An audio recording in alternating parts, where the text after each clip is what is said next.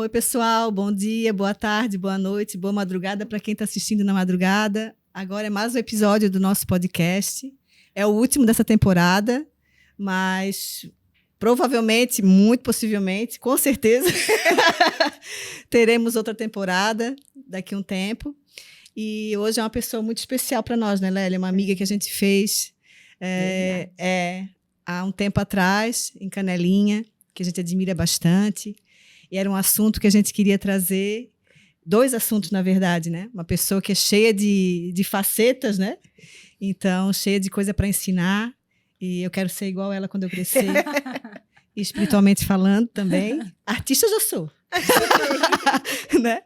Vamos apresentar ela, né, Lélia? Vamos lá. Oi, pessoal, tudo bem? Então, a gente está aqui muito feliz de estar gravando mais um episódio. Esse é o nosso último episódio da nossa primeira temporada, né? A nossa estreia. E então hoje é o 12º episódio e não poderia ser diferente. Esse episódio está especial porque a gente vem falar de assuntos que fazem toda a diferença na nossa vida. E nós escolhemos ainda para ser o último, para deixar assim marcado, porque daí vocês vão acompanhar a gente na segunda temporada, entende? E está sendo preparada com muito carinho, porque vocês merecem e a gente está muito feliz, né, Michele? Sim, com certeza. Hoje eu estou um pouquinho assim com a voz meio atrapalhada, mas não vai faltar assunto, porque a Michele dá conta também, né? Amém. Então, assim, hoje a gente vai apresentar para vocês uma pessoa muito especial. Hoje a gente está trazendo aqui no nosso podcast, Para Elas Pode, porque para ela pode muita coisa, a gente está trazendo a Jo Fornari. Quem é a Jo? A Jo é atriz, bonequeira, palhaça, diretora de teatro. Eu vou até encurtar um pouquinho aqui, tá, gente? Produtora cultural, bordadeira, instrutora de yoga, formada em comunicação social, publicidade e propaganda pela FURB e pós-graduada em arte e educação. E eu destaquei mais uma coisinha aqui que eu achei bem interessante que ela vai falar para nós, que é fomentadora da linguagem do teatro Lambe Lambe. Jo, seja muito, muito bem-vinda no Pra Elas Pode. Obrigada, Lélia. Obrigada, Michele. Estou adorando estar aqui e bem feliz de participar desse projeto bonito de vocês, né? Um projeto que vem do coração, né? E eu acho que é isso, assim, a gente precisa fazer mais coisas que vêm do coração, né? Porque a gente tem tanta obrigação que às vezes a gente não dá voz e vez para essas vontades, né? Assim, às vezes meio malucas que a gente tem. E, enfim, bem feliz de estar aqui. Muito obrigada mesmo pelo convite. E tô achando ótimo esse projeto de vocês. Então, a gente realmente, Jo, era isso. Todas as pessoas que passaram por aqui, né, entenderam essa nossa proposta. E tu vem reforçar exatamente isso, que é uma linguagem do coração. Que é aquilo que a gente sempre deixa para depois, primeiro tem outras obrigações e conseguimos chegar nesse momento, né, Michele, de poder fazer uma vontade que vinha de tempo, assim. E o que foi legal que isso foi absorvido, porque eu acho que é o que todo mundo tem, né, lá dentro do coração e precisa dar voz. Sim. É uma outra forma de se expressar, né? Sim. Porque a gente vem de uma profissão, como a gente vem falando, né, muito dura, muito pesada, né? Muito engessada, que é o direito. E a gente tinha necessidade de mostrar esse nosso outro lado, né? Mais solta, a pessoa física mesmo, né? A humana por trás do técnico, do né? técnico. Eu acho que a gente tem mais coisas e várias facetas, como eu disse, né? Acho que o ser humano é assim, né? E tem gente que às vezes passa pela vida e não exercita, né? Não descobre. Essas ou não facetas. Tem ou não tem oportunidade, né? às vezes acontece, né? Tão severo assim, tão dentro de um quadrado, né? Tem que ser. E não eu se acho, permite, ou tem vergonha, às vezes acha que se importa muito com o que as questões assim, são diversas, né? E eu acho que vem de encontro a pessoa que tu és, mesmo sendo uma área talvez inversa do que a gente seja, né? Que é uma área criativa, né? A nossa, não que a nossa não seja criativa, a gente também é, porque para escrever... Porque a criatividade, ela tá em tudo, isso, né? Para advogar também tem que ter criatividade, né? As estratégias, e às vezes tem que ir lá no... na invenção, né? Para poder criar e explicar o que tu pretende. Mas essa área artística que tu tens e essa parte também que a gente vai falar da espiritualidade, eu acho que é um exemplo muito bonito, assim, né? E eu me lembro que quando a gente se conheceu, que a gente conversou, tu falou para mim, né? Tu falaste para mim que tu vinha de outra realidade de vida, né? E chegou um certo ponto que tu resolveu mudar também, virar essa chave, né? De um outro caminho, de uma outra maneira de ver a vida e de viver a vida mais leve, né? Que também passasse por momentos também com regras, com metas, né? E que hoje que não exista, mas é uma maneira mais leve de levar a vida, né? Não tão dura e tão se obrigando e se culpando e se forçando a fazer coisas talvez que tu não gostasse, né? Sim. Eu acho que as escolhas que tu fez na vida foram muito assertivas, né? Eu vejo que muita gente não consegue isso, né? E assim, antes da gente entrar nessa virada de chave que a Michelle está falando, né? Por que escolher essa carreira artística já na formação? Na verdade, eu acho que a gente descobre que quando a gente é criança, ainda a gente já sente, né? Sim. Eu sentia uma pegada para a linha artística. Mas imagina, eu fui criança da década de 80. Ser artista na década de 80 era impensável. Sim. E aí, eu lembro, assim, que quando eu estava para fazer vestibular, eu queria alguma coisa de artes para fazer. Mas na época, você vê, eu lembro que a única faculdade do sul do Brasil era em Passo Fundo, a faculdade de Belas Artes, se eu não me engano o nome. E aí, como que eu via isso naquela época? Um negócio que não tem como viver. Tipo, como que eu vou fazer uma faculdade? Como é que eu vou viver depois? Porque a gente não tinha referência de que podia viver de arte. Sim. Né? Ainda tem um pouco isso. Ainda se vê isso, e de fato não é uma coisa tão simples, ainda tem a dificuldade. Mas na década de 80, numa cidade pequena, que eu morava lá no oeste, né, no oeste do estado, mais ainda. E aí eu...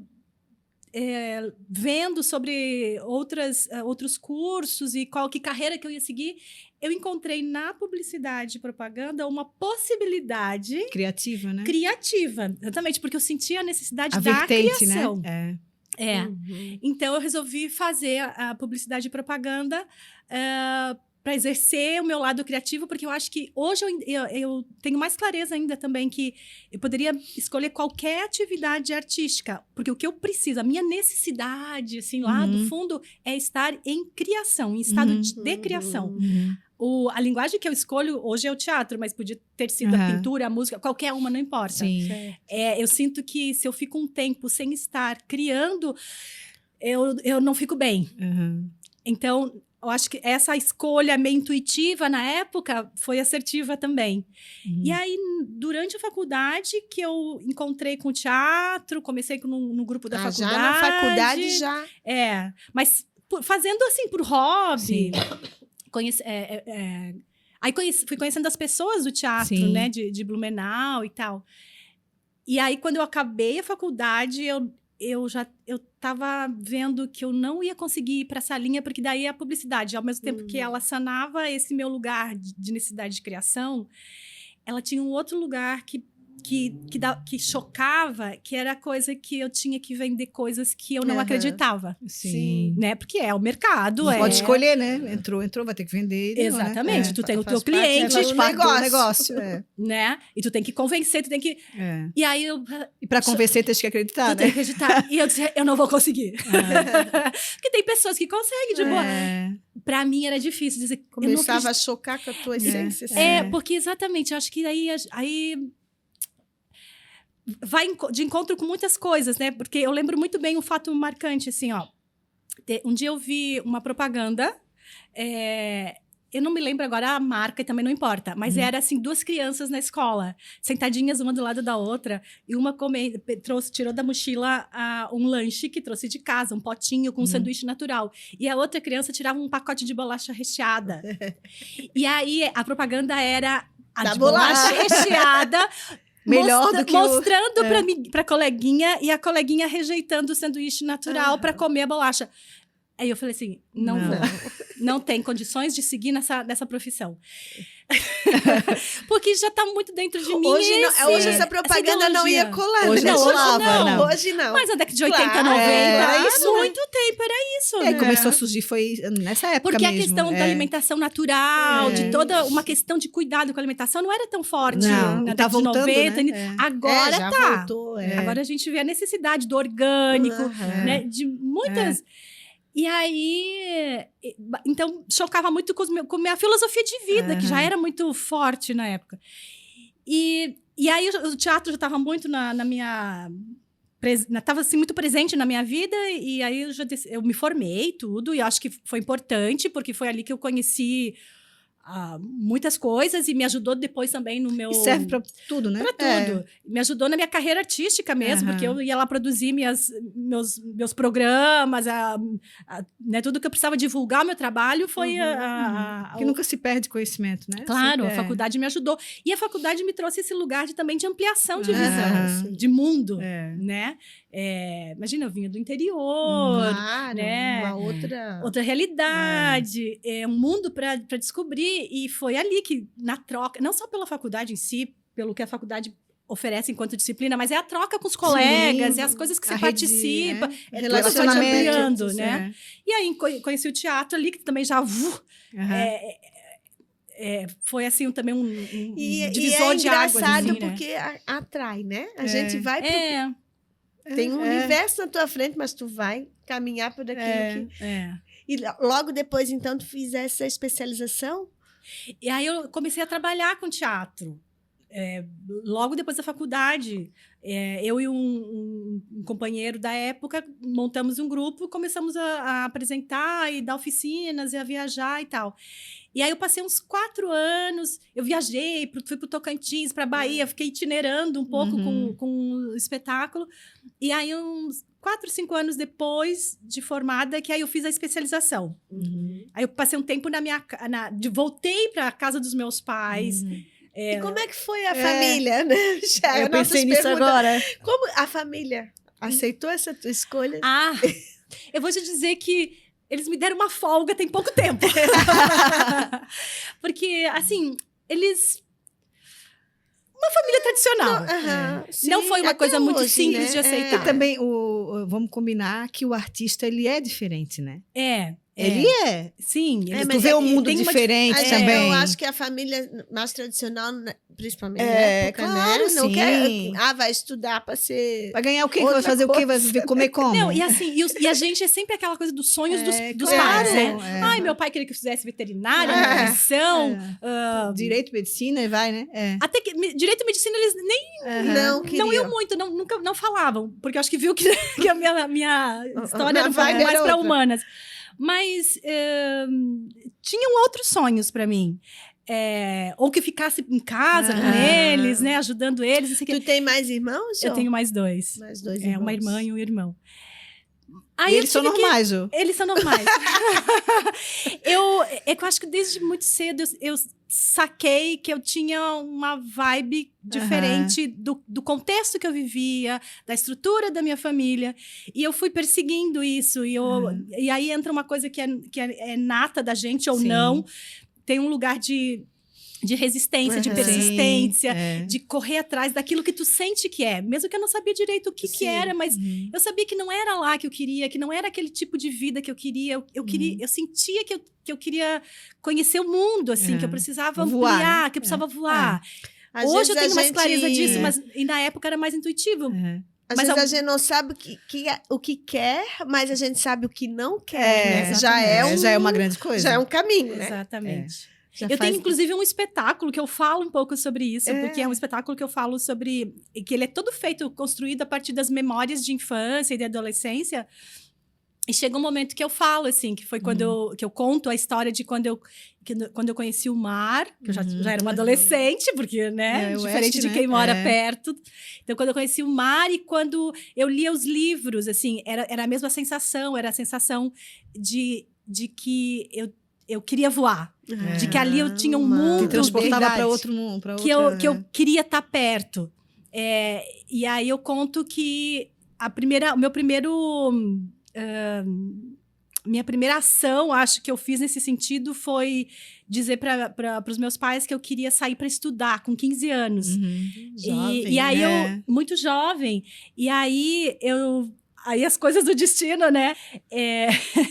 Eu encontrei uma propaganda, eu acho que foi num jornal, numa revista, não O lembro. universo, quando conspira, né? Que era uma propaganda de um colégio interno no Rio Grande do Sul. E aí eu levei para minha mãe e eu falei assim: mãe, eu quero estudar nesse colégio.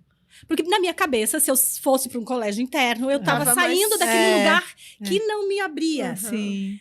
E aí, no espetáculo, eu conto isso de uma forma, assim, até bonita e poética, obviamente, e como um agradecimento para minha mãe, porque foi ela que abriu essas portas para mim. Ela nem sabia, mas porque também tem um pouco isso daí, né? Eu vejo que a minha mãe também queria ter saído para estudar e ela tal. meio que se realizou um pouco ali em ti, E né? ela não conseguiu. Né? E aí, quando eu demonstrei essa vontade, ela falou assim, agora então eu me realizo um pouco, né? E ela então incentivou, que foi bacana, né? Então, e por um lado, eles queriam que eu fosse outra coisa, mas por outro lado também não me te ajudaram. podaram Assim, Não disseram não, né? Não faz. E eu vejo hoje como para minha mãe também é importante, assim, o quanto eu consegui coisas que ela não conseguiu. E saber que deu certo, né? E que ela meio que... Ela admira, assim, né, a mulher que eu me tornei, sim. a história que eu criei, né, a minha liberdade, a minha forma de ser. E ter essa coragem que ela talvez não tenha tido. Que ela não teve, Porque às vezes não é só oportunidade, né? Às vezes a pessoa tem, mas não tem coragem, e às vezes não tem, e cada um tem, vai ter um nível a mais ou a menos. Né? Às vezes a pessoa tem, acontece outras coisas e acaba desistindo, né? Ô, Jô, e tantos atributos aqui, tantas histórias e tanto artista, produtora, bonequeira, bordadeira, gestora, palhaça. Palhaça. O que é ser palhaça? Né? Acho que no senso comum, assim, às vezes tem uma dificuldade de entender como assim uma pessoa é palhaça, profissão palhaça. Isso. O que tu é? Palhaça. Parece assim, tipo, brincadeira de criança, né? Uma coisa boba. Então, acho que em algum momento, talvez, a palhaçaria, ela foi isso. Mas hoje em dia existem estudos sérios muito sérios, muito profundos, na verdade, sobre como se tornar palhaça ou palhaço, né? Então, a palhaça, vamos falar ela, né? Vamos falar o gênero aqui da gente, né? Porque, inclusive, a palhaçaria, né, feminina, a palhaça, ela é uma profissão muito nova. Pois é. Até então, até uns 50 anos atrás, homem, né? era só homens que eram palhaços. Inclusive, tem um filme que mostra que tem a primeira palhaça negra, se eu não me engano, que é protagonista, mas ela não era palhaça, ela tava vestida de palhaço no filme, porque não podia, a mulher não podia ser palhaça. O teatro também era assim, né? Os personagens masculinos, os femininos, às vezes o homem fazia, né? Mas muito lá atrás, muito lá atrás. A palhaçaria é uma coisa de 50 anos pra cá. Sim. Na verdade... Assim como muitas outras profissões. Eu não lembro também de ver uma palhaça. Se eu for pensar, buscar na minha memória... No circo que eu ia também não lembro. É sempre o palhaço, é uma figura masculina, né? Então, aí a mulher foi entrando, um dos lugares que a mulher foi entrando. E o que é a palhaçaria contemporânea, a gente fala assim? Ela é um lugar onde... tu não é... Como é que se constrói o palhaço? Talvez eu vou explicar melhor por aqui. Como que constrói o palhaço? O palhaço, ele não é só botar uma roupa colorida, divertida, um nariz vermelho, uma maquiagem, você vai lá e faz qualquer brincadeira. Não é só isso. Isso faz parte, mas onde que começa esse personagem, que também não é exatamente um personagem. Então, os estudos hoje, para se tornar uma palhaça, você vai fazer uma iniciação, se chama. Porque aí é um trabalho que não é técnico, ele é um trabalho quase que espiritual, muito profundo, quase terapêutico, que é encontrar as tuas fragilidades, reconhecer as tuas fragilidades e ampliar aquilo. Reconhecer, aceitar e ampliar. ampliar na forma de rir da tua própria fragilidade, sim. da tua própria desgraça, das Sim. tuas dores. Então, ele acaba sendo um Não processo esconder, terapêutico. expor e dar risada daquilo. Enquanto tu tá fazendo as tuas formações para palhaçaria, tu tá também se curando de muitas coisas, ou pelo menos aceitando. E aí, aquilo você leva para a cena. A tua palhaça, ela vai ter, de forma ampliada, a tua desgraça. É quase um avatar, né? Quase. E aí, quando você vai fazer as tuas brincadeiras, a tua cena em cima disso, que é uma coisa que às vezes você escondia, que você medroso, tinha dificuldade de lidar, de falar. Então, você vai fazendo um trabalho todo de anos. Não é um curso de 30 horas que você vai sair de lá palhaça. Até eu me lembro que alguns palhaços que eu, quando era pequena, via, eles tinham uma lágrima pintada no rosto, né? Que é de contrassenso de um palhaço que é meio uma coisa, uma coisa dramática junto, né? Isso. Só para dar um exemplo para vocês. Eu sempre fui meio mandona. Mas eu sempre, tipo... autoritária. Não tem nada a ver com isso. Não. É vocês. Eu sou normal. Eu só exigente. Braba não sou. Que é certo. Só quero que seja do meu jeito. Simples assim. Só isso, gente. Só que é o mais certo. Na verdade, o mais certo é o meu jeito. Aí, quando eu estava fazendo a formação, tem momentos que você vai fazendo exercícios e jogos e tal, e tu desarma. São dinâmicas mesmo? São dinâmicas, são muitas dinâmicas e jogos e tal. E sempre assim, você sempre procura não ir pelo racional. Sim. Larga o teu racional e vai pelo impulso. E nesses impulsos, nessas brincadeiras, nessa espontaneidade, apareceu muito a mandona, a autoritária, a líder, não sei o que. E aí, o que eu fiz? Né? Depois que eu aceitei isso, que eu vi, é mesmo. A minha palhaça é mandona. Eu sou isso, sim. Então, ok, então vamos assumir isso. A minha palhaça tinha esse lugar de mandar no palhaço outro que o submisso, que é o pateta. Então, numa dupla, o gordo e o magro, né? Exatamente. Na dupla, eu era a palhaça que mandava e o outro era o submisso, que geralmente é o mais engraçado, porque é o mais que faz tolo. Que apanha, mas não tá... Exatamente. Então, nessa coisa de eu fazer a minha formação de palhaçaria, de eu levar para a cena isso, eu também fui percebendo que eu não precisava mais ser isso, e isso não precisava ser tão rígido. E eu fui também sendo mais flexível e aceitando lugares onde eu preciso e quero estar na liderança, evitando ser autoritária, mas enfim... mandando um pouco, enfim, mas também sendo flexível de estar no lugar que faz parte da organização, tem que ter alguém para direcionar, né? Exato. E também aprendendo a ser uma líder sem ser autoritária. Sim, também é um desafio. Acho que é o maior de isso todos. É da vida, né, amor? Exato. E aí em tudo, não só na cena. Em tudo. Em tudo, porque... É tão difícil, né? Olha, eu nunca pensei nisso, Lélia. Claro. É difícil a gente fazer as coisas acontecer sem ser mandona, né? Ser líder não Ser líder não quer dizer ser autoritária. Eu sou bom, líder não é autoritário, né? Líder Jô, e desculpa, só por curiosidade, porque eu não imaginei que tivesse isso tudo, né? Por detrás. É profundo, né? É profundo. Do palhaço, da palhaça, né? Mas isso vamos supor, qualquer pessoa pode fazer isso? Entrar nesse mundo, nesse universo da palhaçaria? Né? Ou é para quem quer mesmo seguir uma carreira? Muitas pessoas fazem exatamente... Como uma terapia. Como um autoconhecimento, uma prática de autoconhecimento. E pode não querer continuar, mas fazem como uma experiência, assim, né? Que legal isso, né? Autoconhecimento, né? E qualquer pessoa pode fazer. E tem em vários locais aqui, como que é isso? Cursos, iniciações, assim, tem vários.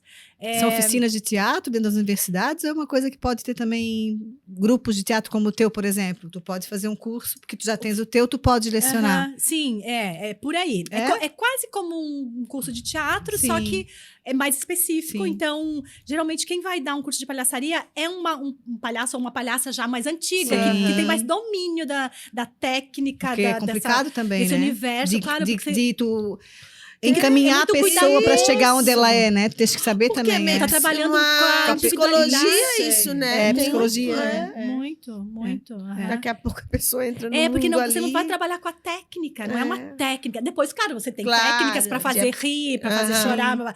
Mas para tu descobrir a tua palhaça, não é uma coisa técnica. Que é É um- bem pessoal, né? Exatamente. Eu vi o filme O Palhaço com o Domingos Montanher, né? Que ele era Aham, palhaço. Aquele filme é aham. muito lindo. Acho que a É. Larissa Manoela era a menina que fazia com ele. Eu acho que acho não que me lembro era. agora, mas acho Muito que lindo o sim. filme também. Que ele era palhaço, né? Sim.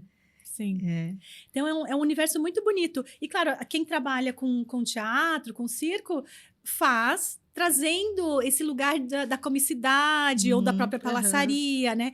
Eu acho que eu cresci muito como atriz depois que eu fiz as minhas E formações o que para tu palhaça. gosta mais de fazer, assim, dentro disso tudo? Desse que tu- universo, todas essas é. possibilidades. Do universo da arte. É. Então, a palhaçaria, ele tem um lugar que me deixa muito livre, né? Eu me sinto muito livre quando eu tô com a palhaça, porque a palhaça, ela não vai ter medo de zoar com o outro, de brincar, de apontar coisas, de ser quem ela é. É. Porque a gente... Não tem máscara, né? A gente, na sociedade, a gente encontra várias máscaras pra gente sobreviver. É máscara social. A palhaça, né? ela abandona todas as máscaras. Então, ela tem um lugar de liberdade, de prazer, de alegria, que é muito gostoso. Mas hoje em dia, eu reconheço que o caminho dentro do teatro que eu mais gosto é o teatro de animação, que foi onde eu comecei, na verdade. E o teatro de animação é o teatro de bonecos. Só que dentro do teatro de animação tem muitas técnicas. Então, pode ser o boneco, pode ser a máscara, pode ser a sombra, pode ser os objetos. E aí, hoje, por exemplo, eu estou trabalhando muito com o teatro de objeto, porque o teatro de objeto entra num outro lugar, que daí eu trabalho com o O teatro. que é o teatro de objeto? Objeto de afeto, que vai trabalhar o que? As memórias pessoais. Então, tu vai trazer histórias pessoais a partir dos teus objetos de afeto, dos objetos que você guarda. E ali tem uma história, tem uma emoção, tem uma memória. E aí, a partir daquilo, vira um trabalho artístico. Que legal. Então, eu tô isso, trabalhando né? com as histórias pessoais. De trabalhar com... Pensa com as crianças, isso, né? E que bom pro Deles artista, né? esses- Quanta coisa que tu te enriquece trabalhando, estás fazendo, prestando, que é a prestação de Sim. serviço. Tá levando A arte é a arte serviço para os da outros, vida, mas né? tu também tá te curando de tantas coisas quando tu conta tuas histórias e talvez traumas, talvez coisas boas, são mil possibilidades, né? Isso vai te curando também, né? E aquela plateia ali pode ter gente que tem aquela história parecida e vai se conectar identificando contigo, ali, né? Exatamente. É muito interessante. Quando eu descobri o teatro de objetos, eu acho que a coisa que me apaixonou assim, por essa linguagem foi saber que quando eu conto uma história minha, ela não é só uma história minha. A história ela é individual, mas ela é sempre coletiva. Porque ela parte de um contexto e de um tempo que não era só eu que estava lá. O meu contexto é teu, nós temos idades próximas. Sim, A gente teve vai fazer infâncias sentido meio parecidas. Então, o que eu contar da minha, Vai tocar em mim, né? automaticamente tu vai lembrar da tua.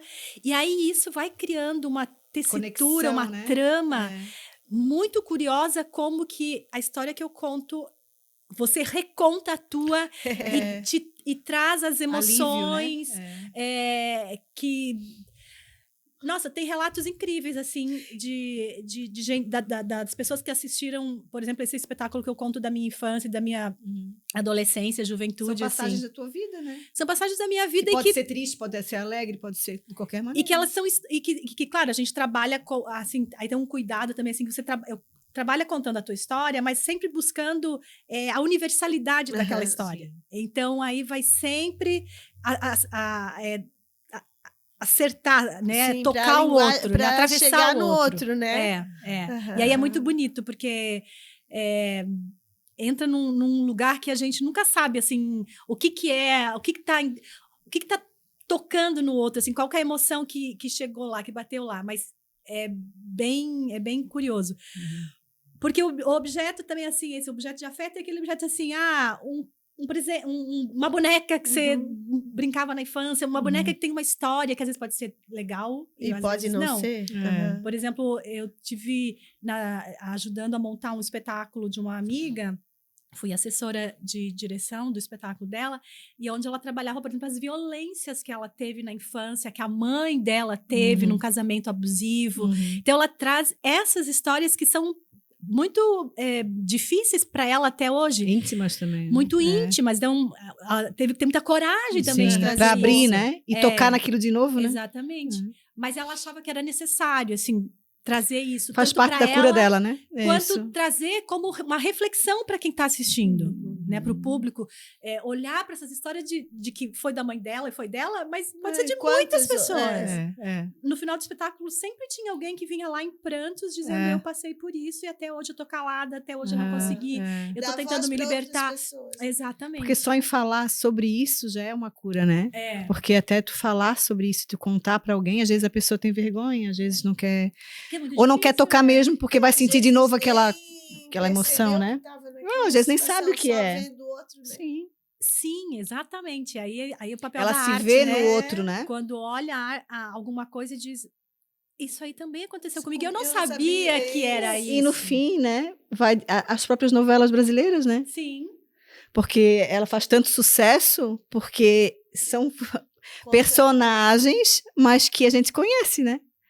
Na vida já teve aquele, o que quer vantagem em tudo. Porque um personagem não é assim uma coisa que totalmente criado no imaginário. Ele até pode ser criado, mas ele tá baseado em condições humanas. Até porque o escritor, ele tá se baseando em alguma coisa dele, né? Dele ou de outras pessoas. Então, são coisas que histórias de outras pessoas que ele conhece. Com alguém, sempre vai passar. E por isso que faz tanto sucesso, né, Ju?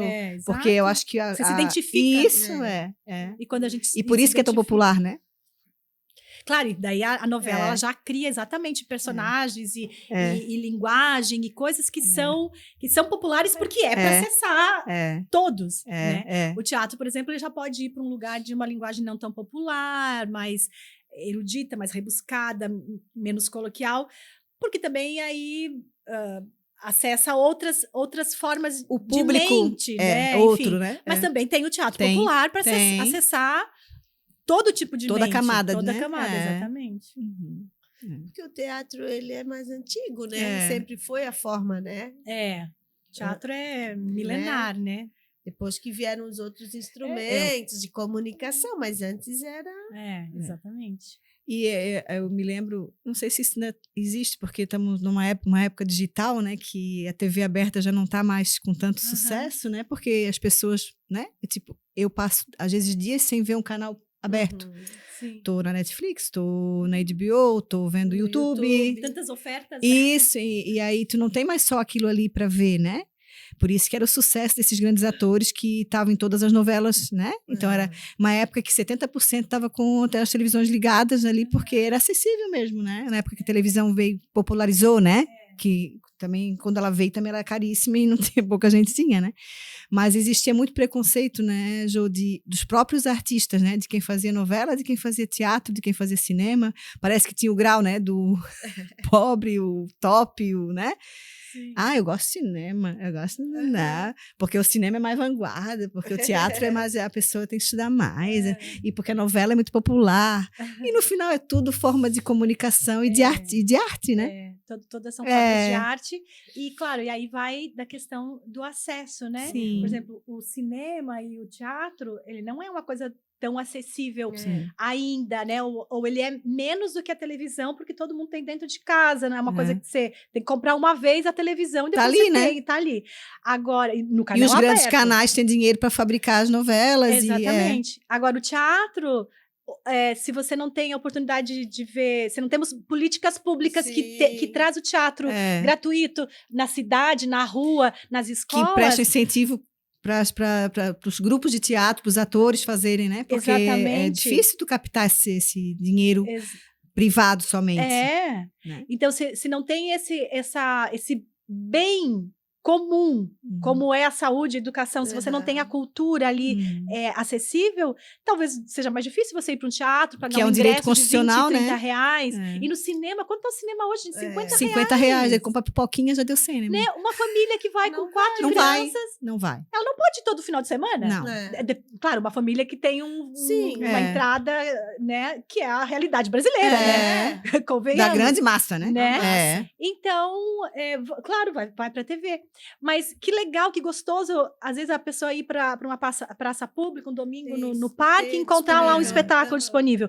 Como é que ela vai ter isso sem uma política pública que dá o acesso a isso, né? Importância, né? Ou um músico que está lá tocando, ou o próprio Boi de Mamão, né? As manifestações populares. Eu ia na Lagoa levar o meu pequeno, que era fascinado quando era pequeno, ele queria tocar pandeiro com todo mundo, eu tinha que levar e pedir pro moço do boi, deixar ele fazer de conta que eu tô tocando ali, porque era fascinado, é tão bom, né? Sim, porque isso faz parte da nossa identidade, da nossa formação humana, né? A gente precisa disso. Né? É o alimento da alma.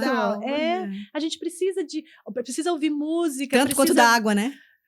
Como da comida, como da água, como é o nosso respiro, e cada vez mais, né, Jo? Porque as pessoas estão adoecendo por não ter esse descanso, esse alívio mental, né? Porque a gente está numa época... mais do que nunca, eu acho, que a gente precisa desse alívio, né? A gente que a cultura te traz, né? A gente está utilizando a nossa mente, de modo muito diferente do que há 50 anos atrás, por exemplo, né? Então, a nossa mente está muito mais exausta, nosso corpo está muito mais exausto, o trabalho está nos exigindo mais, a gente está... O sistema, né? O sistema nos cobra que a gente tenha que ser quase robôs, assim. E a gente, enquanto humanos, a gente não tá dando conta e tá adoecendo, exatamente. Isso. Aí tu vai pros remédios, tu vai pras drogas, tu vai pros vícios, tu vai para coisas para tipo, dar um alívio. A gente precisa dos alívios. Claro, e a arte, eu acho que ela é um alívio, né? Ela é esse respiro, assim, ela tem essa função também. Eu vou dizer para ti, uma experiência própria, assim, o meu filho, não sei porque a gente gosta muito, a Lélia também tem isso com as meninas dela, a gente gosta muito de música, gosta de até ouvir o disco antigo mesmo, né? E o meu filho sempre foi ele sempre gostou de instrumento musical, daí dava um violãozinho, dava uma bateria, e ele sempre faz, fora as atividades físicas, né, que faz um taekwondo, faz um futebol, mas eu sempre gostei de ter uma aula de violão, agora ele quer fazer canto, ele já fez violão, já fez bateria, ele está se achando para ver o que ele vai querer, que ele gosta de música, né? E eu acho que, eu me lembro que as minhas amigas com os filhos da mesma idade, elas têm uma preocupação de ocupar a cabeça da criança com inglês num dia, com futebol no outro, taekwondo no outro. Mas é o sistema que a Jo tá falando, e aí, e eu falei... Ele te empurra para isso, né? Mas assim, eu sempre disse, a gente tem que ter também o ócio criativo, né? Tu precisa não fazer nada também. Para tu poder realimentar. Decantar tudo aquilo que você está estudando, fazendo. Respirar, para aquilo poder se encaixar nas caixinhas do cérebro e tu poder não misturar tudo, né? É exatamente assim. E eu sempre digo assim, ó, o meu pequeno tem que ter, sempre quis isso, tem que ter pelo menos um dia ou 2 tardes livres. Para brincar. Para não fazer nada. Para brincar. A criança precisa brincar, ela precisa ter esse universo lúdico. Vai lá na pracinha jogar futebol, mas não é compromisso. Exato. Não tem horário para chegar na escolinha. Ele vai ter compromisso quando ele crescer. Muito. E não tem mais volta. Mas isso é uma questão também da gente quanto pai também, né? Incentivar, né, Jo? Essa sensibilidade de sacar que, tipo assim, não que tem, né? Hoje tem que ter um espaço livre. Até a parte criativa da criança, né? Ele tem que estar. Senão ele fica exausto. Esteja preparado para competir. Esse que é o problema, para ser o melhor, para competir. O sistema, de novo, né? O sistema para vencer o que é vencer na vida, né? Chegar lá. Chegar ganhar lá. Ganhar bem. Chegar lá onde, né? Ter um carrão. Aí a pessoa chega lá, em algum lugar, e ela olha assim, diz, eu cheguei agora. Eu cheguei. E agora? Tô cansada. Tô exausto. E daí? Então, tá falando disso hoje, olha só. E não tá feliz, tá triste, um casamento falido. O emprego que tu não gosta. Nossa, tantos absurdos assim, né? A identidade, né? Perde. Quem eu sou, o que eu gosto. E aí, como é que mantém isso? Tomando remédio pra dormir, remédio pra acordar, remédio pra não sei o quê. E aí nós vamos chegar no mais um ponto, que eu falei do ócio, falei da arte, que eu prezo, né? E a Lélia também faz isso, eu me baseei muito na Lélia, que pra mim a Lélia é um exemplo de mãe, assim, não é porque eu tô perto dela, mas eu... E a Lélia sempre me deixou assim, eu também tive um pouco, mas ela sempre me puxava isso. Eu prezo que ele também tem espiritualidade. Independente de onde ele for, né? A gente segue a religião católica, porque é o que eu segui. Ele tá fazendo crisma agora, foi coroinha. Eu quero que ele tenha contato com alguma coisa que ele sabe que é maior que ele. Que existe um divino, o nome que tu quiser dar. Né? E eu fico tão grata, às vezes, eu já contei pra Lélia, que ele vai, antes de dormir, ele reza. Isso é tão bonito, uma criança rezar, né? E eu acho que isso é tudo. É a alma alimentada, o corpo, o espírito, né? É tudo junto. Talvez não seja perfeito, talvez ele não vá ser tudo perfeito, mas eu estou tentando acertar, né? Mas eu acho que a gente tem que ter, quanto ser humano, independente da idade, o alimento da alma, do espírito e do corpo, né? Sim. E aí, eu sou suspeita para falar, porque E eu quero botar ele no yoga. Ah, pronto. Então, porque ele precisa, ele é muito agitado. Eu acho que precisa se concentrar com ele mesmo, sabe? Trazer, o yoga é interessante porque ele faz essa junção entre a mente e o corpo, o espiritual e o físico, né? Ele vai trabalhar respiração, concentração, movimento corporal. Que é tudo na vida, respiração, então, né? Tu junta todas essas ações e é como se desse um clique. Encaixou, né? Encaixou. Dá um encaixe aqui. A alma encaixou no corpo. E tem as coisas começam a equilibrar, ter mais equilíbrio, ser mais leve. Yoga é maravilhoso. E antes de tu ir para o yoga, tu praticava algum outro tipo de espiritualidade? Porque yoga não é, né? Mas tu tinha uma outra crença? Como que foi mudando esse teu processo?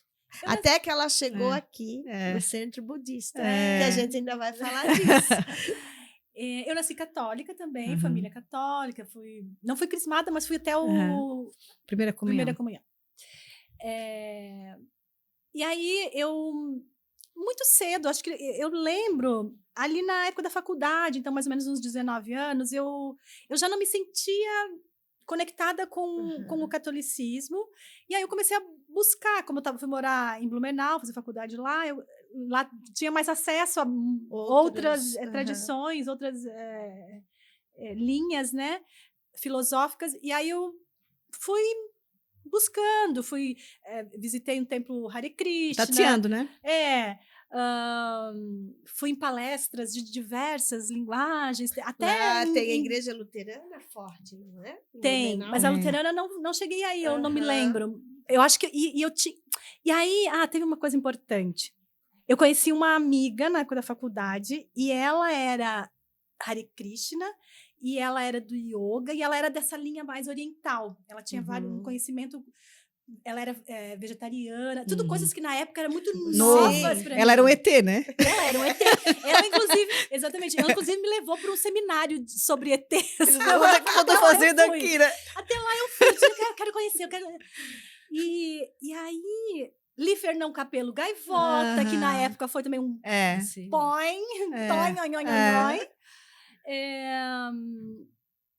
tinha tantas literaturas da época, assim, né? E aquilo foi abrindo. Então, eu fui, assim, buscando. Eu entendi que não... Daí, o yoga, enfim... Eu entendi que eu tinha que encontrar um lugar para minha espiritualidade. Eu sacava que tinha esse espaço. E era por ali. E era por ali, não era lá na igreja, naquele jeito, daquela forma de senta decorado. Essa necessidade Não era uma coisa decorada, né? Senta, levanta, fala isso agora, fala isso depois. Tinha um outro lugar que eu não sabia o que era, mas... Bom, enfim, aí foi passando, deu um tempo, eu me desliguei e virei ateia. Não que foi até nada. Importante. Foi muito importante. Eu vou contar um fato que eu... Olha, aqui é pra gente saber tudo, né, gente? Um fato que... A minha avó diz que é à toa. À toa. E daí eu acho que na busca ali não encontrava nada, as coisas não... Desisti. Não existe nada mesmo. Aí chegou uma vez, eu sou ateia porque não encontro resposta em lugar nenhum, não sei o quê, você é ateia, não acredito em mais nada, não acredito em Deus, blá. E aí teve um episódio bem interessante que eu tava viajando para algum lugar, que eu não lembro onde, de ônibus, e era de noite, uma viagem à noite, e começou a chover muito, muito. E a estrada tinha muitas curvas. E eu comecei a entrar em pânico. E eu sempre tive muito medo, assim, de chuva, trovoada, coisa. Dentro de casa eu fico apavorada ainda. E aí aquilo foi me dando uma agonia, eu fui entrando num nervoso, pânico. numa coisa.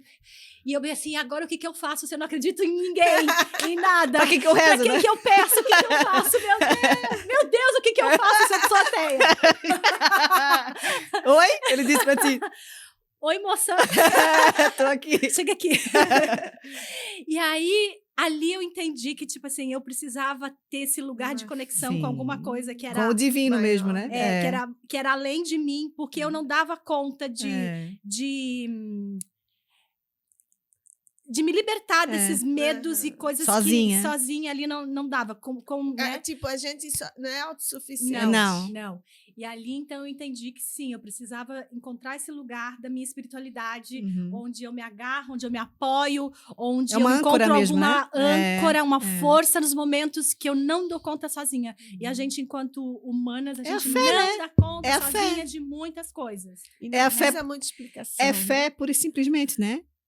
É fé. É fé em alguma coisa, Um né? pouco além, É. porque aí, porque, por exemplo, aí já caindo lá pro budismo, o budismo, por exemplo, que vai trabalhar como conhecer e lidar com a sua mente, ela vai te dar ferramentas Sim, que pra não é só lidar com isso, acreditar, né? mas é Sim. fazer coisas. Sim. Porque a fé, ela tá num lugar mais de eu acredito, acredito. e ela tem o poder por Sim. você acreditar. E aí, e o budismo, que trabalha um pouco com a ciência, ele vai te mostrar como que a mente funciona, e aí você vai ficar mais atenta ao funcionamento dela, e tu vai conseguir ter ferramentas para você conseguir ter um pouco mais de controle sobre aquilo que parece que você não tem controle. Sim. Com teus impulsos. Os medos, traumas. Exato. E aí, então, é um trabalho mesmo, um trabalho mental, que não é só fé, mas a fé é importante também. Então, as coisas vão se costurando, né? Sim. Mas então, vou te fazer uma pergunta. Ai, ela fez uma cara agora, gente. A câmera, Clodovil, lembra a câmera da verdade, né? O Clodovil olha pra lá e responde. E aí, mas então, hoje, além do budismo, que é uma filosofia e tal, né? Hoje tu não é mais ateia. À toa. Porque o budismo não é uma religião, né? Mas então, além de uma Ou ele é uma religião? Não, Ele é. ele é uma religião. Ele é uma religião, uma filosofia e uma ciência. Ele junta as três tradições, vamos chamar assim. Certo. Então, você pode participar do budismo, por exemplo, porque te interessa esse lado mais da ciência, que é o estudo da mente. Certo. Conseguir entender o que acontece contigo, né? Entender Racionalizar. cientificamente como que ela funciona, por que ela funciona, Desse como jeito, que eu né? faça para lidar com ela, como que eu faço para reduzir os danos, O que eu preciso tratar pra parar de sentir isso, né? como que eu alivio Entender o né? processo. Se Tem que entender, se autoconhecer, né? Exatamente. Se ouvir, né? E ela é também uma filosofia, porque ela vai ter a parte mais filosófica, Refletir. mas tem todo um processo religioso, de rituais, das deidades, né, para quem você, né, enfim, como uma outra religião qualquer. E tem o templo, E existe tem as batizado, rezas. uma coisa parecida com isso? Pra ingressar? Não. Não necessariamente, não. Qualquer momento. Uma iniciação não existe, não. Não tem. Esse budismo que eu participo, que eu pratico, que é do Centro de Estudo Budista Bodhisattva, que tem em vários lugares do Brasil, que é do budismo tibetano, tem um mestre, que é o mestre daqui do SEB de Canelinha, que ele fala assim, o SEB, no caso, os Centros Budistas Bodhisattva, são escolas livres.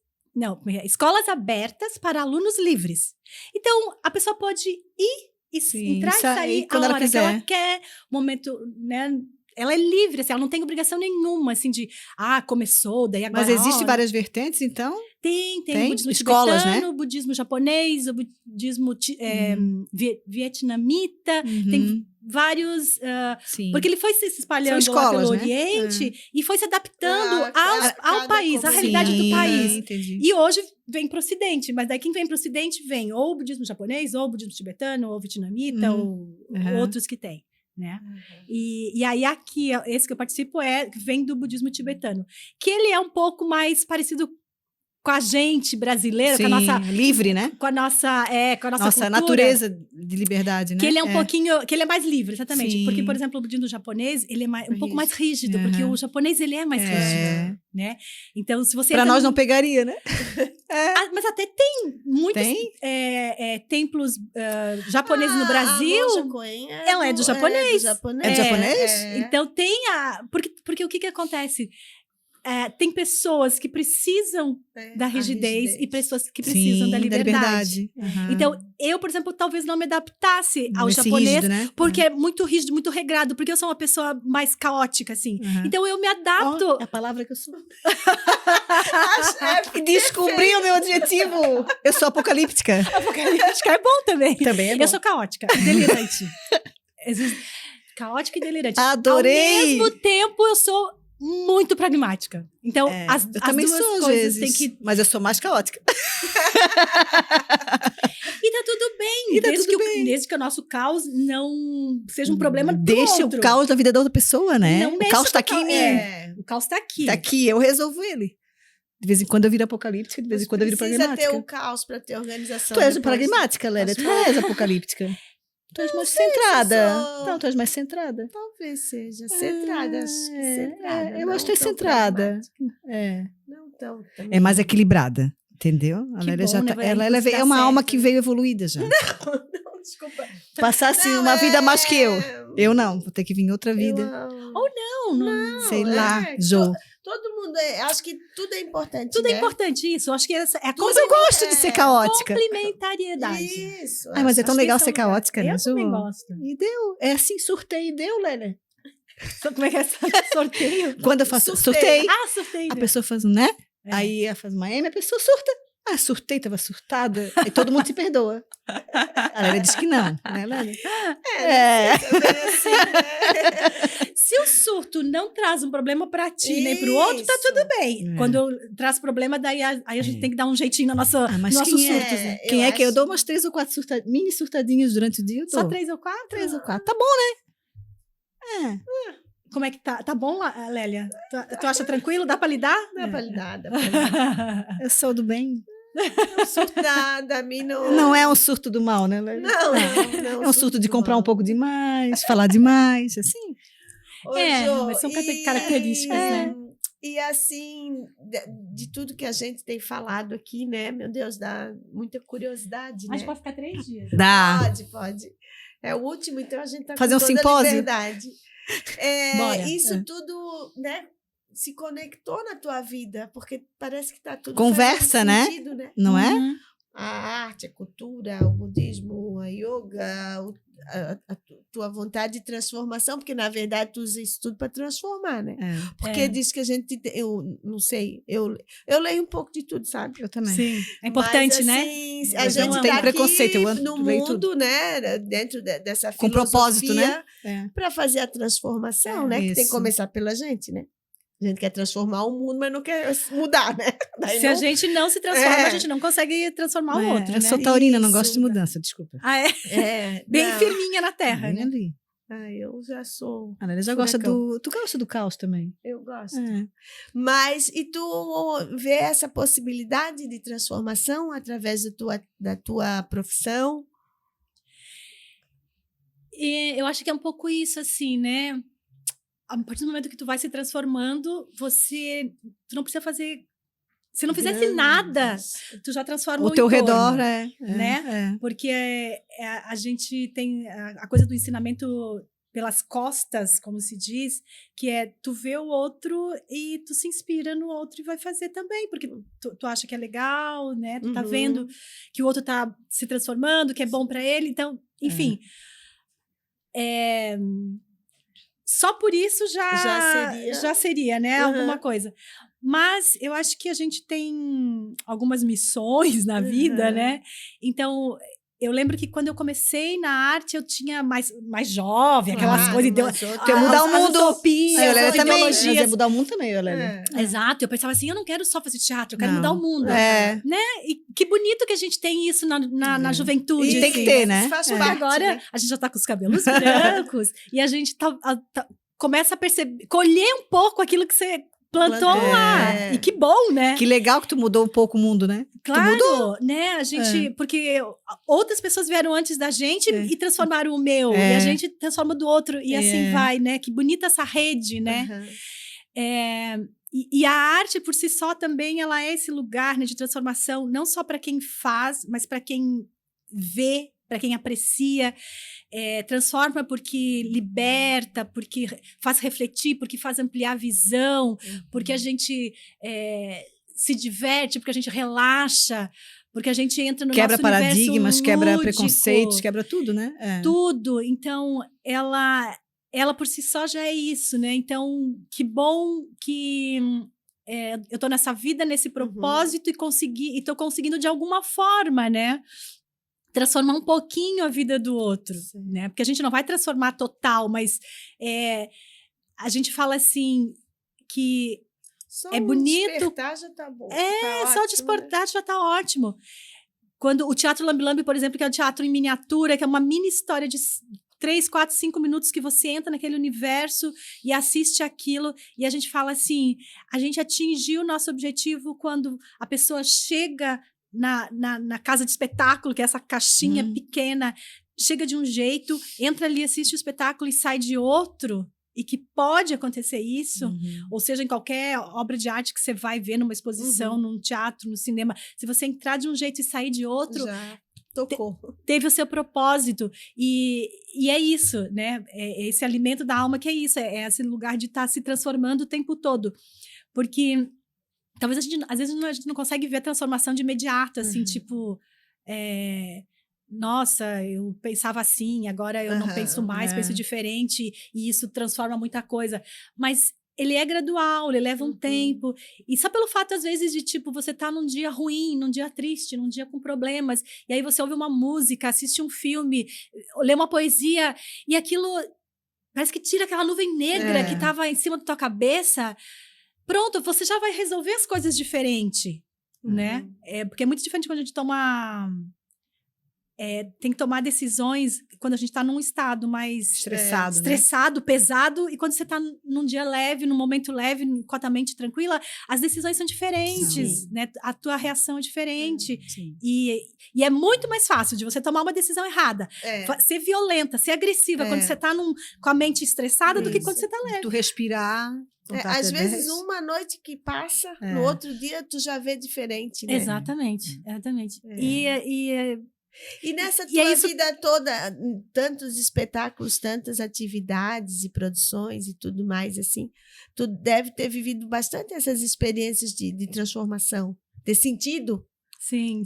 Ter relatos disso, né? Eu tenho uma experiência que eu vivi agora recentemente, eu estava apresentando esse espetáculo, meu mais novo espetáculo de teatro Lambi Lambi, então que ele é individual, né? Ele é miniatura dentro de uma caixa, eu apresento ele e uma pessoa assiste por vez. É assim que acontece. Então, pesquise Teatro Lambi Lambi, quem está assistindo aí a gente, tem umas coisas bem interessantes. E aí eu estava apresentando, e esse espetáculo que eu apresento é uma história autobiográfica de uma situação que aconteceu entre eu e o meu nono, meu avô, e depois... agora ele já partiu e tal, e a história é um pouco assim, meio que a nossa despedida, assim, a última vez que eu encontrei com ele e tal. E mesmo que é de uma forma suave, uma forma leve, uma forma bem poética que eu conto essa história, chegou uma mulher que eu não conhecia, chegou, entrou, normal, assistiu, eu falei, fiz a abertura e tal, assistiu, e quando eu saí, quando eu acabei o espetáculo, desliguei luz, desliguei o som, eu saio para ver a pessoa que vai me entregar o fone e tal, e ela estava em prantos, assim, chorando compulsivamente. E aí eu, tipo, fui acolher ela, né? Porque eu acho que aí é isso, eu sei que esse espetáculo pode provocar alguma coisa, então eu, quanto artista, tenho que acolher essa pessoa. Aí eu fui, abracei, fiquei ali com ela um pouquinho, peguei na mão, e ela tava chorando muito, e ela dizia assim, ai, desculpa, é que eu tô muito sensível, ela tava grávida, tô muito sensível e tal, não sei o quê. E aí eu perguntei pra ela assim, você teve alguma perda recentemente? Porque era isso um pouco que tratava o espetáculo, né? Então imagino que tinha mexido nesse lugar, ali. né? Aí ela... não, mas é que me deu saudade de alguém que ela falou e porque eu tô muito sensível e tal. Então, ela se emocionou a ponto de chorar e de lembrar e tal. E o choro não é uma coisa ruim, Não. porque ele é libertador, né? Claro que a pessoa podia ter rido, podia chorar, podia só se emocionar, mas ali eu vi, ela entrou de um jeito, e claro, num momento específico, num dia específico, numa situação específica, aquilo atravessou muito ela, e ela teve outras sensações. E que, quiçá, eu tenha conseguido, com o meu abraço, com o meu acolhimento, acalentar. E ela, né? Tirou dela aquilo de ruim que estava ali, alguma coisa, né? alguma transformação ali, ela que teve, assim, né? Então, a gente passa por isso. Isso deve ser muito gratificante para uma artista, né? Eu acho que quando a gente passa por isso, a gente dá aquele quentinho no coração, que a gente diz assim, é para isso que eu tô fazendo arte. Eu tenho que continuar aqui, né? Porque muitas vezes, quando a gente apresenta um espetáculo, assim, sei lá, para 200 pessoas, às vezes pode ser que não vem ninguém falar contigo no final do espetáculo, tu não pega e vai embora, porque às vezes não se sente à vontade, enfim, mil questões. E aí tu não sabe o que aconteceu com as pessoas. E aí dá até um certo vazio, assim, tipo, será que foi, não foi? Gostaram, não gostaram? Tocou alguém? Esse que é individual, a gente tem uma relação sozinho, né? direta com a pessoa. E daí ela tem a oportunidade de falar. Ela se concentra nela e na história, né? E ela tá ali, muito próxima do artista. Então, ela pode vir dizer qualquer coisa, né? E aí, você tem, então, esse retorno muito rápido, assim, né? Muito... Da resposta da pessoa, né? De como foi. E sim, às vezes, claro, às vezes não mexe tanto, mas às vezes mexe bastante. Ô, Jo, desculpa. Não, eu já ia fazer uma propagandinha da Jo. E como é que faz para se quiser contratar o espetáculo da Jo? Pode falar aí para o nosso pessoal. Só me ligar. Qual queres dar o teu telefone aqui? Pode ser? Posso dar. Então, primeiro tem o site da companhia, né? Que também lá tem todos os meus trabalhos, né? Eu faço oficinas também, e apresento, enfim. O site é www.cia-andante.com.br. Isso aí. Lá vai estar também meus contatos, daí e-mail, telefone, tudo. Ou também o telefone é 47999889993. Instagram, a gente coloca @jofornari, isso. @jofornari é o Instagram, também fala direto comigo. Então tá aí, gente. A gente vai colocar também aí os contatos da Jo, vale a pena. Ou vai lá no nosso podcast, no nosso Instagram também, se não pegar, a gente fornece lá para vocês também. A gente vai marcar a Jo e botar lá. Ou também, se colocar Jo Fornari no Google, a gente bota se andante, já aparece os contatos, chamando. Tem Facebook também. No lançamento a gente bota também, né? Marca o teu www. A gente apresenta por todo o mundo. Eu sou mundial, global, querida. Querida, aceito qualquer moeda, todas as moedas do mundo. Ai, Jo, que legal, né, cara? Muito massa. Eu ia perguntar isso. Fala. Que a gente não falou, a gente falou que ela está na comunidade, mas a gente não falou que ela reside na comunidade. Sim. Né? E aí veio do mundo para Canelinha. Você sabe que é engraçado você falar veio do mundo, porque parece que... Não, eu não vim do mundo, eu vim de Itajaí. Logo ali. Mas eu sempre assim, me achei meio cidadã do mundo, porque eu saí muito cedo de casa e morei em muitas cidades, em muitos estados, até parar em Itajaí, onde eu morei lá 10 anos, e daí vim para Canelinha. Então, é meio que isso, assim, saí de uma cidade pequenininha de 10 mil habitantes. E qual é a tua cidade? Rodei o mundo e vim parar em outra cidade de 12 mil habitantes, que é Canelinha. E a cidade tua de nascimento, qual é, Ju? Eu nasci em Quilombo, lá no oeste, mas eu morei, assim, saí muito cedo de Quilombo e sempre morei em São Domingos, que é próximo ali a Chapecó, Xanxerê. Sim. E aí... morei em vários lugares, né, e vim parar em Canelinha. E eu vim parar em Canelinha por conta do centro budista. Porque lá em Itajaí eu estava frequentando o SEB de lá, que Daí era um centro urbano onde as pessoas... É aberto, né? Para quem quiser ir. Várias cidades têm. Tipo, Floripa tem, Itajaí tem, Criciúma, enfim. E aí qualquer pessoa pode ir lá estudar o budismo. Então, você vai lá, faz um pouco de meditação, aprende a meditar, estuda os estudos, né, que vêm lá do Buda, de mais de 2.500 anos atrás, para entender. Então, eu estava frequentando o budismo lá, e aí fiquei sabendo da comunidade e tal. E, na época, eu estava, assim, trabalhando muito com o teatro.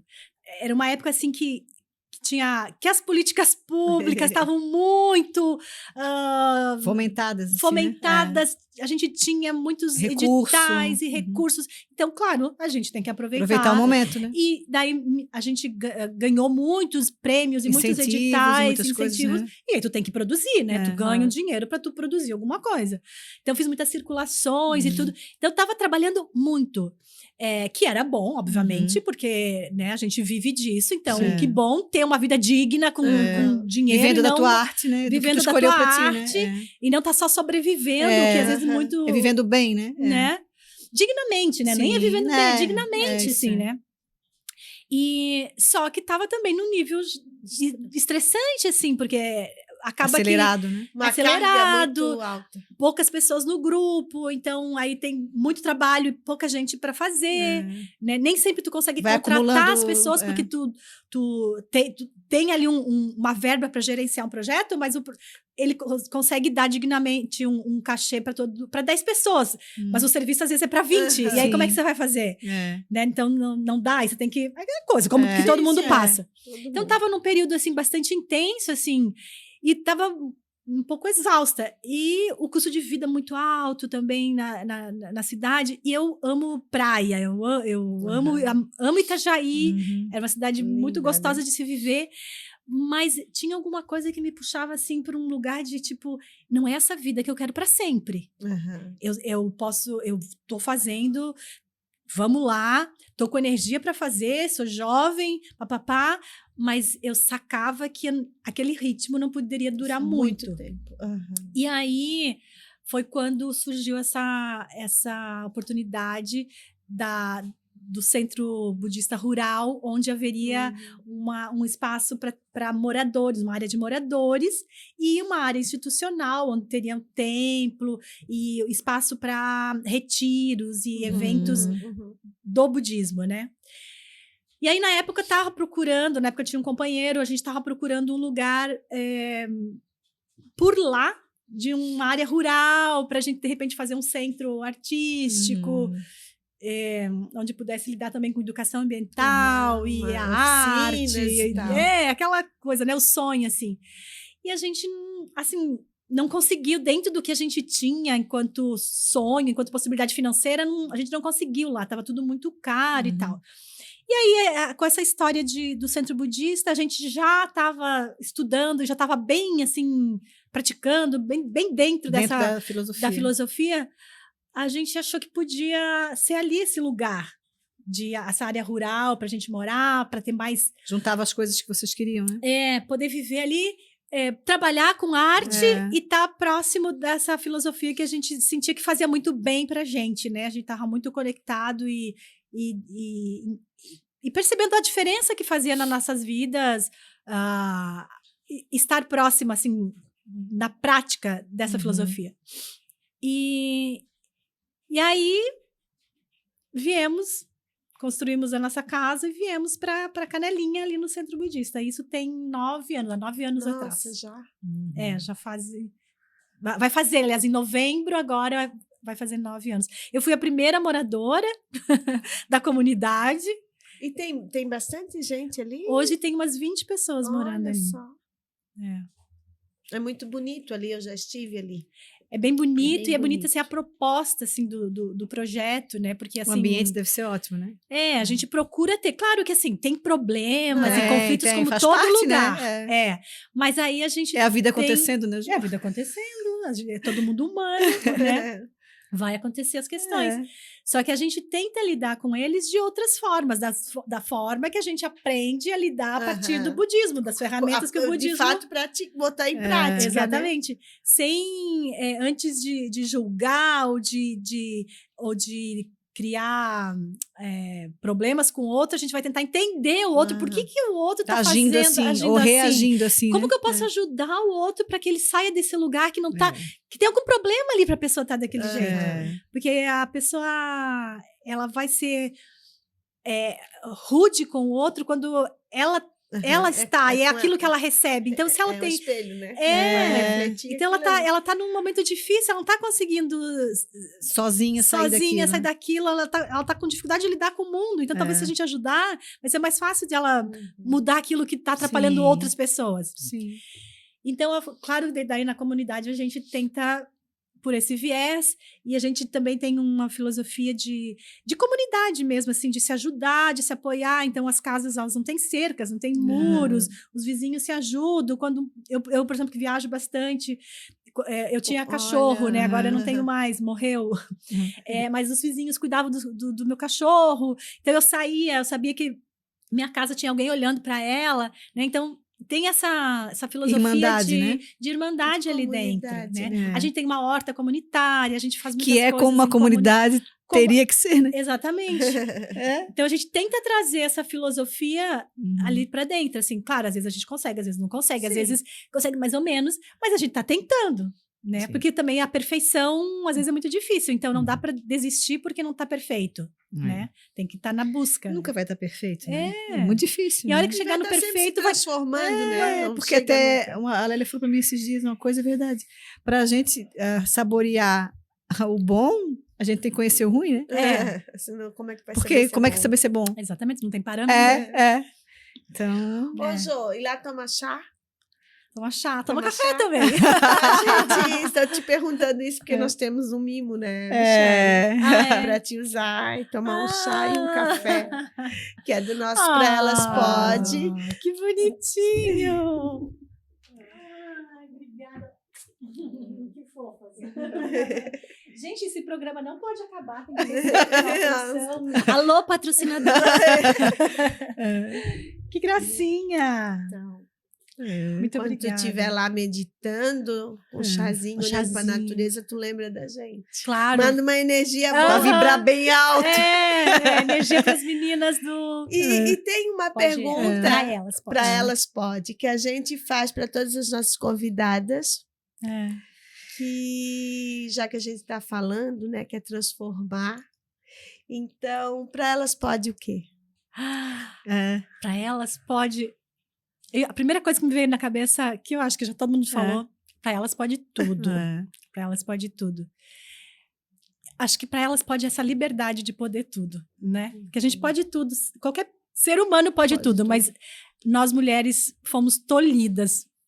Somos ainda, né? Da nossa liberdade de poder tudo. Então, que a gente tenha muita liberdade para fazer o que a gente... Fazer escolhas. Fazer escolhas, Falar o que pensa, né? Fazer, né? Ir atrás dos sonhos sem ter ninguém te mandando, te autorizando, né? Te autorizando. Eu acho que se a gente tem a liberdade, a gente pode nem fazer nada, mas a gente tem a liberdade para fazer ou não. Não fazer. A gente não precisa ser obediente, né? Porque a gente tem que obedecer antigamente ao pai e depois ao marido, né? Isso já acabou, gente. Que a gente possa obedecer só a gente, né? Só o que a gente... E não quer dizer que a gente não vá compartilhar, não vá trocar, e não vá, né, respeitar a opinião do outro, mas a coisa do mandar, né? Do autoritarismo que a gente estava falando, né? Que a gente consiga ser inspiração para as mulheres que virão, né? Porque acho que a gente foi um pouco melhor que nossas mães e avós, e aí a gente vai...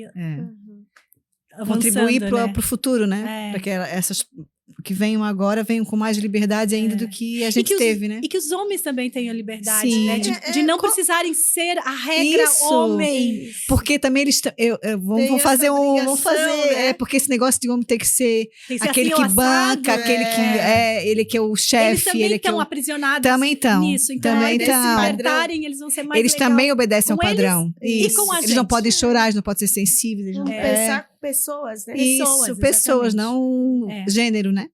A gente pensa, claro, nas mulheres, porque eu acho que é uma Claro. pauta importante. É importante. Mas eu acho que além do feminismo, além da Isso do pauta gênero, mulher, né? a pauta ser O humano. machismo também né? é um aprisionamento, né, para o Exatamente. homem, né? Porque aquele homem que quer ser diferente, ele também, entre os pares, também ele é tolhido também. Exatamente. Tu deixa tua mulher fazer isso? Mulher não pode fazer isso, né? Você chorando, cara, que isso? Homem pintando a unha, meu Deus. Mulherzinha, virasse mulherzinha, é complicado também. Ou mesmo se fosse mulherzinha, daí qual o problema? Mulherzinha, né? Liberdade em todos os sentidos, né? Sim. Que eu acho que é isso, assim, né? A liberdade vai trazer pessoas livres e leves, e se você está livre e leve, tudo está livre e leve, independente do gênero, né? Da raça, da que não existe cor, padrão, tudo. né? Não existe padrão. É ser humano, é coração. O coração, ele não tem nada disso. A alma né? não tem isso, né? Não tem nada disso. Então, isso aqui é uma casca, né? a gente precisa de bom coração. Isso. Independente do resto. Se respeitar, respeitar o próximo, né? Dessa embalagem. Se respeitar, respeitar o outro é o que manda, né? A gente vai, o que fica é o nosso legado. É o que a gente deixou. Isso. Que não é palpável, né? Que não é palpável. E o que a gente passa fazendo na vida se não se relacionando? Isso. E aprendendo. E aprendendo, né? Por isso essa nossa ideia, sabe, Jô? Que a gente pudesse alcançar mais pessoas. Claro, porque sim. olha que história linda tua e que a gente queria compartilhar com mais pessoas. Imagina quantas histórias tem aí. Isso. E assim, quantas pessoas que hoje, quantas meninas que hoje estão lá no interior, né? Porque acho que é difícil. Isso aqui não tem limites, né? Um podcast está no YouTube para o mundo ver, né? Exato. Quantas meninas que estão lá no interior, talvez até na tua cidade, que pensam em ser atrizes e pensam, não, mas eu tô aqui em Quilombo, quem é que vai me achar aqui? Como que eu vou sair como é que eu vou sair daqui? Não, se a Jo conseguiu, eu também posso. Exatamente. Eu acho que a gente serve de inspiração. A gente acha que não, mas a gente é. Sim. A gente tá sendo na vida às vezes, sem saber, né? Às vezes, naquilo que a gente menos imagina, a gente é inspiração para o outro. Sim, às vezes pessoas que tu nem imagina. Eu e a Lélia tivemos muito isso, desse feedback, assim, de pessoas que a gente... Tivemos também as pessoas que a gente achava que ia ter e não teve, mas teve muito mais de pessoas que a gente não acreditava que gostavam da gente, mas né, Lélia, não se inspiravam. E a gente ouve assim, que legal, inspirei aquela mulher que eu admiro, né? Olha que lindo isso. Que lindo isso, né? Sem saber. E a gente sem saber, sem pretensão nenhuma, né? Que é o que a gente está fazendo aqui, que tu faz também. O teu propósito é te satisfazer e ajudar o próximo, que o propósito de todo mundo é uma doação, né? A gente também, mas a gente faz, joga para o universo, né? Sim. E a gente nunca vai se arrepender de fazer o bem, né? Exatamente. Acho que tudo isso que a gente faz, tudo que a gente faz de bem para o outro, ele retorna de alguma forma pra gente. Ele volta. A lei do karma. No budismo se fala isso, a lei do karma. Se você planta um abacateiro, não vai nascer uma mangueira, vai nascer um abacateiro. Né? Então, eu dou e eu recebo. Rezar, não adianta. Não. Ação e reação, isso né? aí. Jô, muitíssimo obrigada. A gente vai ter que encerrar Gratidão. por aqui. Eu ia dizendo Mas isso não significa que não vai ter volta. Claro, eu tô aí, vou adorar estar aqui de novo. Temos muita, né? Sempre tem muita coisa para conversar. Que bom se rever também, né, Jô? Nossa! A gente só se falava por WhatsApp, mandava as coisinhas, agora a gente se viu de novo. Eu conheci essas mulheres na prefeitura de Canelinha, elas trabalhando na área jurídica. Né? Tensas, pressão. A nossa primeira conversa foi antes de eu trabalhar na prefeitura. Eu estive na prefeitura por alguma questão burocrática lá do SEB e nós conversamos, nós três. E de imediato vocês saíram da conversa técnica e a gente entrou numa conversa ampla, assim, sobre o budismo, sobre meditação, sobre bem-estar mental. Isso. E depois, quando eu fui trabalhar lá, a gente se reencontra e sempre tinha essas conversas, né? E foi um encontro já, assim, de nada pessoas por acaso, que... né? de pessoas que olham para esse lugar da vida que não é só... Não, técnico, né? Técnico, não, né? Muito legal. Obrigada, né, gente? Obrigada por vocês acompanharem. Sigam a gente lá. A gente vai colocar os contatos da Ju também no nosso Instagram, do Pra Elas Pode. E muito obrigada pela audiência. Continuem seguindo a gente. Compartilhem, ligue o sininho, se inscrevam. É importante também, né? A gente vem pedir para que se inscrevam no canal do YouTube. A gente precisa. Isso. Tem bastante visualização, mas a gente precisa que se inscrevam mesmo. Isso vai fazer diferença para gente. Isso. E muito obrigada. E mais um episódio imperdível, que eu sempre falo isso para vocês. Um beijo E até a próxima temporada. Tchau.